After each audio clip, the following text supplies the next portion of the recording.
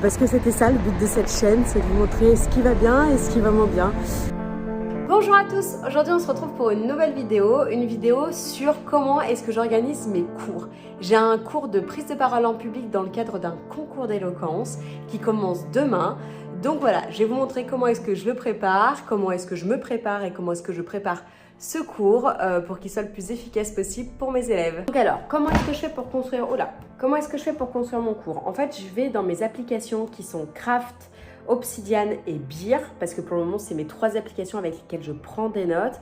Je vais tout recentrer sur une voire 2, je vous en expliquerai un peu plus tard puisque c'est pas le sujet de la vidéo.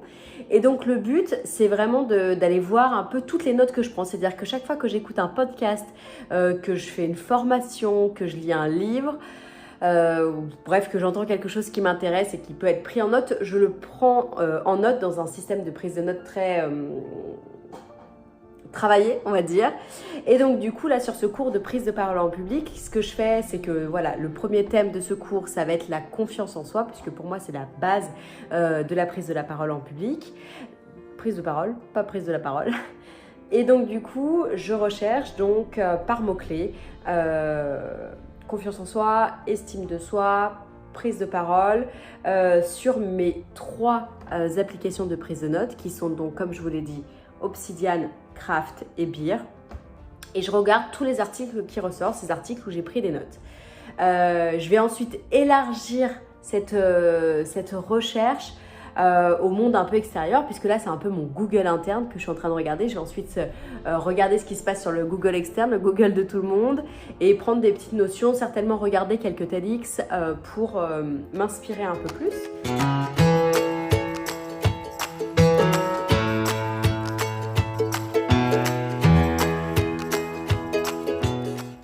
En troisième partie, on va se retrouver sur mon application Craft. Vous allez voir qu'en fait, j'avais déjà préparé plein de petites notes sur mon application Craft, donc dans le module prise de parole en public, j'avais préparé toutes ces notions, puisqu'il est très important pour moi que chaque module égale une compétence, c'est-à-dire que j'interviens pendant 4 jours, et comme vous pouvez le voir à l'écran, j'ai détaillé minute par minute ce que je vais faire acquérir comme compétences à mes étudiants.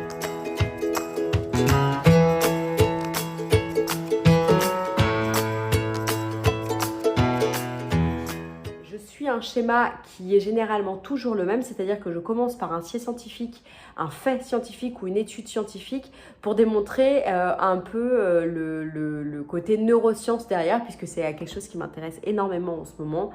Et donc du coup voilà, on part du fait scientifique. Ensuite généralement j'aime bien raconter soit l'histoire d'une personne connue, soit un fait de ma propre histoire qui va étayer le fait scientifique. Et ensuite je vais venir donner quelques notions théoriques derrière tout ça pour appuyer mon propos.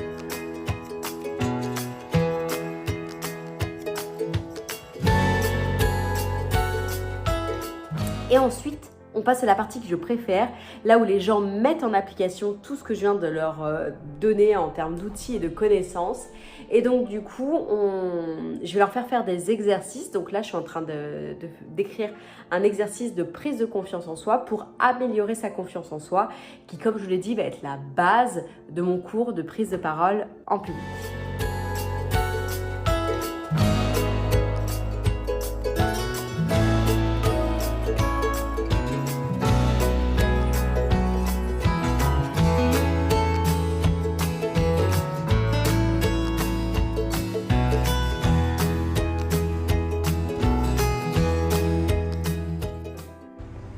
Bon alors là je sors de mon cours et en vrai je suis pas hyper contente de ce que j'ai pu faire.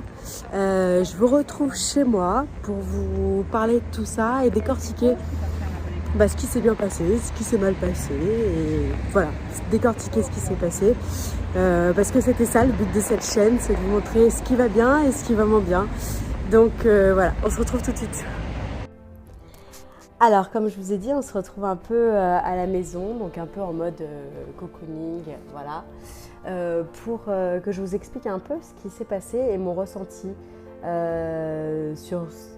ce premier cours de prise de parole en public. C'est pour moi le cours le plus important parce que c'est vraiment l'orientation que je veux donner à ma carrière professionnelle. C'est de m'orienter sur les soft skills. Mais les soft skills, c'est vraiment là où je m'éclate et là où je suis le plus animée et là où je pense que je transmets le plus de valeur. Alors sauf pour cette première fois. Donc en vrai, j'avais déjà animé ce type d'atelier avec d'autres entreprises, des ateliers sur la confiance en soi, sur le fait de trouver sa voie, etc. Et ces ateliers s'étaient très bien passés. Et là, ça ne s'est pas forcément hyper bien passé et j'essaye de comprendre pourquoi. Je pense que j'étais pas tout à fait à mon aise. Je pense que je me suis mise en position d'infériorité parce qu'il y a une personne qui est intervenue avant moi pendant le cours et que je l'ai positionnée au-dessus de moi. Et donc forcément, moi comme je me suis positionnée en dessous, et ben, j'ai certainement donné moins. Il y a aussi le fait que les étudiants que j'ai eus en face de moi étaient pas particulièrement faciles sur cette séance. Alors, quelque part, c'est leur job, ils nous challengent en permanence et moi, c'est ce que j'aime aussi avec le public étudiant parce que j'estime que si des étudiants râlent pour une raison, c'est de ma responsabilité de les intéresser au cours et ce n'est pas leur responsabilité de devoir s'intéresser au cours. Donc, moi, je suis en tout cas dans cette dynamique-là de remise en question. Mais ils m'ont pas mal challengé sur ce cours-là et je pense que j'ai manqué d'impact. Je pense que j'ai pas été aussi impactante que je souhaitais parce que j'étais stressée par la prestation de la personne qui est passée avant moi sur la prise de parole en public, parce que j'étais stressée, parce que les étudiants m'ont stressée. Et du coup, je pense que le message que j'ai passé a été moins impactant pour eux. Je résolve tous ces problèmes pour la prochaine séance qui est le 22 février. Donc voilà, que je travaille sur ma propre confiance en moi, puisque c'est quelque chose qui n'est jamais acquis. Comme j'expliquais, c'est d'avoir confiance en soi, ce n'est pas de ne plus avoir peur. Bien évidemment, déjà parce que la vie serait terriblement et ennuyeuse si on n'avait plus peur.